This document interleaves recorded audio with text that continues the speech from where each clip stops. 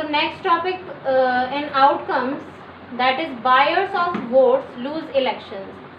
Buyers of votes जो हैं उनको इलेक्शंस यानी कि बहुत सारे ऐसे क्रिमिनल एक्टिविटीज़ यहाँ पर परफॉर्म होती हैं इलेक्शंस में जहाँ पर वोट्स को ख़रीदा जाता है, यानी लोगों को पैसे दे करके या और भी बहुत सारे ऑफर्स दे करके, अल्कोहलिक ड्रिंक्स ऑफर करके, इस तरीके से उन्हें ब्राइब किया जाता है, यानी उन्हें रिश्वत दे करके उनके वोट्स जो है वो परचेज किए जाते हैं।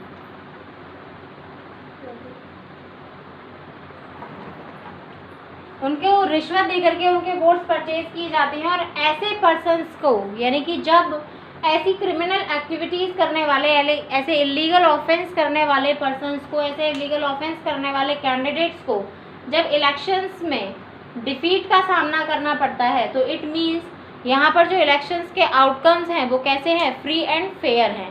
तो इंडिया में जब भी इलेक्शंस होते हैं तो काफ़ी बार ऐसा देखा गया है कि जो क्रिमिनल एक्टिविटीज़ परफॉर्म करने वाले जो कैंडिडेट्स हैं उन्हें भी काफ़ी बार लूजनेस का जो मुँह है वो देखना पड़ा है। नेक्स्ट टॉपिक है हमारा bearing of elections.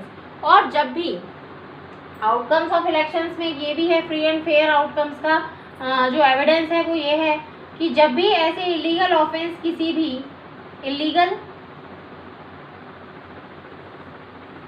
Illegal offence ऐसे किसी भी इलेक्शंस में देखे जाते हैं तो उन इलेक्शंस को क्या कर दिया जाता है, बैन कर दिया जाता है, और वहाँ पर फिर वापस से क्या होते हैं, री इलेक्शंस कराए जाते हैं।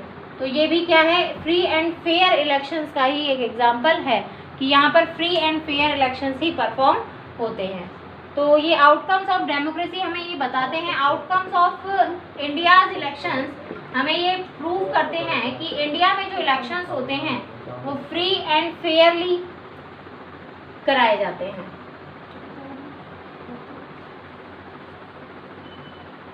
नेक्स्ट जो टॉपिक है हमारा, that is challenging to free and fair elections.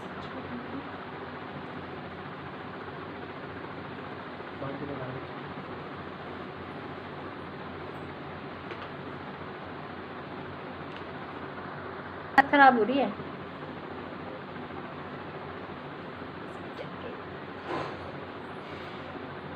तो नेक्स्ट जो टॉपिक है हमारा, that is challenging to free and fair elections.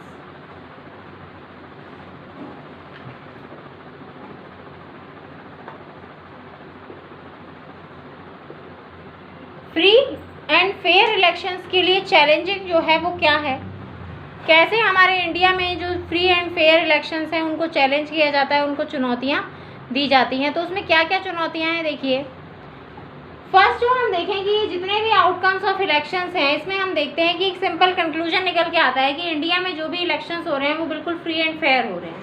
लेकिन फिर भी क्या ये सही है कि ये हर कॉन्स्टिट्यूएंसीज में जो भी इलेक्शंस हो रहे हैं वो बिल्कुल फ्री एंड फेयर हो रहे हैं? क्या रूलिंग पार्टी ही हमेशा जो हार रही है वो प्रॉपरली हार रही है, यानी कि वो बिल्कुल फ्रीली एंड फेयरली जो है इलेक्शंस लूज कर रही है? क्या उसमें ऐसा नहीं है कि किसी को ब्राइब किया जा रहा है या ऐसा कुछ किया जा रहा है?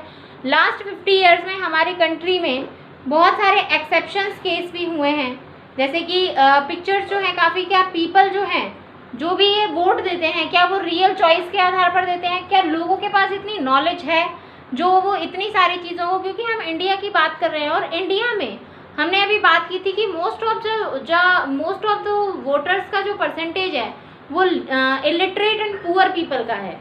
इलिटरेट एंड पुअर पीपल का परसेंटेज जो भी है, उस इलिटरेट एंड पुअर पीपल के परसेंटेज में यानी कि जो भी ये चेंजेस आ रहे हैं इलेक्शंस में, क्या ये बिल्कुल फैक्ट है? कैसे इनको हम बिल्कुल फैक्ट कह सकते हैं? क्यों कह सकते हैं? क्योंकि क्या वो लोग इतने ज़्यादा नॉलेजफुल हो गए हैं, इतने ज़्यादा नॉलेजेबल हो गए हैं कि वो इतने अच्छे डिसीजन ले सकते हैं, जो कि बहुत ज़्यादा इलिटरेट हैं, जिन्हें किसी भी चीज़ की नॉलेज नहीं है, वो अपने रूलर की जो क्वालिटीज़ हैं उनको देख सकते हैं या फिर उनको अच्छे से डिस्क्राइब कर सकते हैं? लेकिन कैन ऑर्डिनरी जो इलेक्शंस है वो इतने फ्री एंड फेयर हो सकते हैं कि एक ऑर्डिनरी सिटीज़न जो है वो इलेक्शंस को कभी जीत भी सकता है? तो ऐसे कुछ चैलेंजेस हैं, वो कौन कौन से चैलेंजेस हैं जो इसमें इंक्लूड होते हैं? देखिए, कैंडिडेट और party may not be sure. Candidate और पार्टी जो है with a lot of money, वो कैंडिडेट और वो party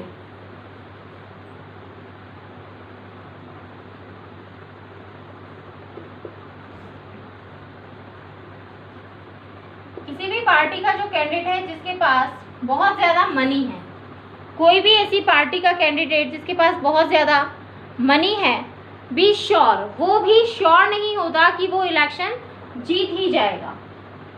do not sure to win the elections.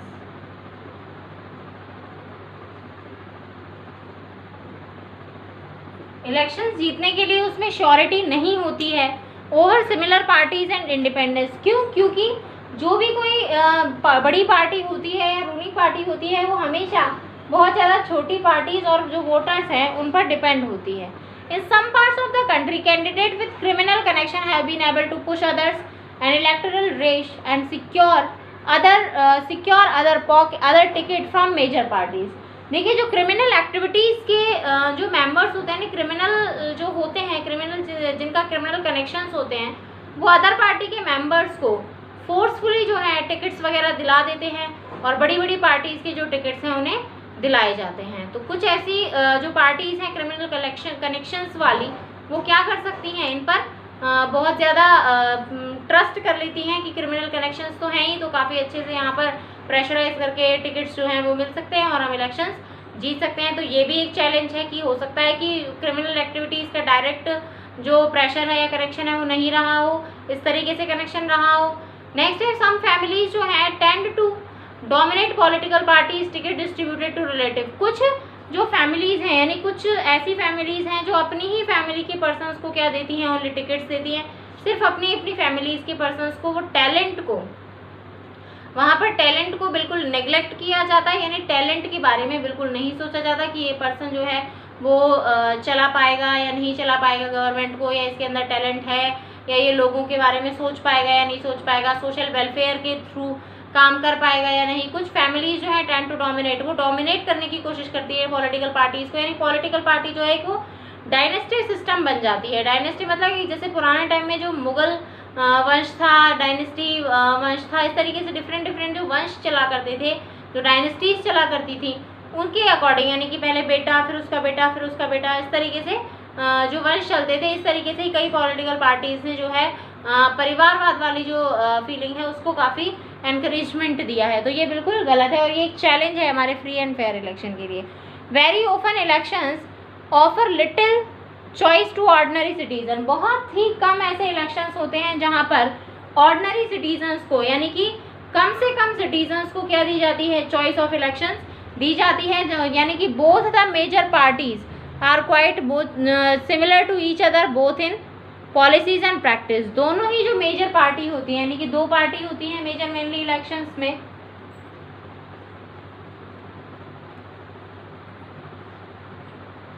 दोनों ही जो मेजर पार्टीज होती हैं वो दोनों ही पार्टी बिल्कुल सिमिलर सी होती हैं। तो किसी भी ऑर्डिनरी सिटीजन को कभी भी मौका नहीं दिया जाता। सारे जो भी कैंडिडेट्स होते हैं वो हमेशा पुराने होते हैं और वही होते हैं जो पहले से चले आ रहे हैं, और उनकी पॉलिसीज़ और प्रैक्टिसेस भी जो होती हैं वो बिल्कुल सेम ही होती हैं।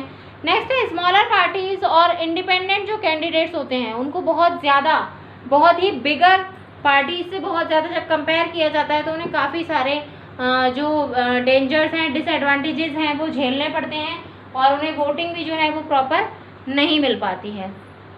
तो इस तरीके से ये कुछ चैलेंजेस थे जो फ्री एंड फेयर इलेक्शंस में देखे जाते हैं। ये चैलेंजेस हैं, लेकिन ना सिर्फ इंडिया में, और भी जहाँ पर भी डेमोक्रेटिक कंट्रीज़ हैं वहाँ पर भी ये चैलेंजेस पाए जाते हैं। These deeper issues on a matter of concern for those who believe in democracy. और ये उनके लिए हैं जो बिलीव करते हैं डेमोक्रेसी में। यानी डेमोक्रेसी में अगर हम बिलीव करें तो देखा जाए तो डेमोक्रेसी जो है अदर टाइप ऑफ गवर्नमेंट से तो काफ़ी अच्छी है। अगर अदर टाइप्स ऑफ गवर्नमेंट को देखा जाए तो उनमें बहुत ज़्यादा कमियां हैं, और अदर टाइप ऑफ गवर्नमेंट से डेमोक्रेसी जो है वो लाख गुना बेटर है। तो इस तरीके से ये हमारा चैप्टर आज कंप्लीट होता है, electoral politics. Tomorrow we will discuss about the questions of some exercises and questions of electoral politics. I will send you some questions from this and some exercises for the democratic politics chapter electoral politics. So ये बिल्कुल clear आपको समझ में आ गया होगा। So read the chapter carefully, line to line reading you have to be done. आपको line to line reading करनी है, and if you can't understand any line or any sentence, any word, you can ask me on my personal number. Thank you. Have a nice day.